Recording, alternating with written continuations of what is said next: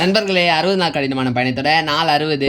இதுதான் இந்த சேலஞ்சோட கடைசி வீடியோ. இதோட வீடியோ போடுவேனா இல்லையான்னு கூட தெரியல. அதனால உங்க எல்லாரையும் ரொம்ப மிஸ் பண்றேன் நண்பர்களே.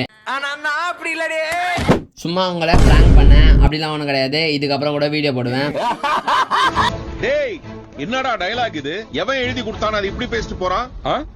இன்னைக்கு வழக்கம் போல காலைல ஏந்தவொடனே தயிர் சாதம் அப்புறம் முட்டையை சாப்பிட்டு காலேஜுக்கு வந்துட்டேன். காலேஜுக்கு வந்து கொஞ்சம் அசைன்மெண்ட்லாம் எழுதிட்டு இருந்தேன். அதுக்கப்புறம் அசைன்மெண்ட்லாம் எழுதி முடிச்சுட்டு பிரேக் விட்டாங்க.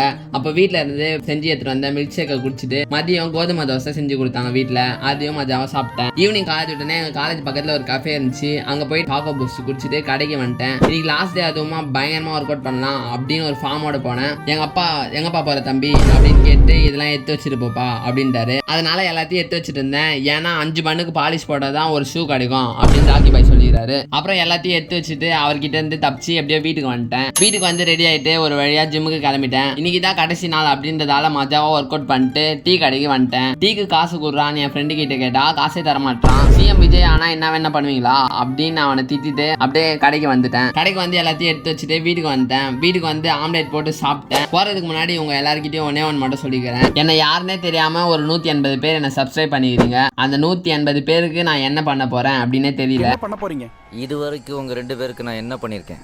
ஒண்ணும் பண்ணல. அதேதான் அவங்களுக்கும் போய்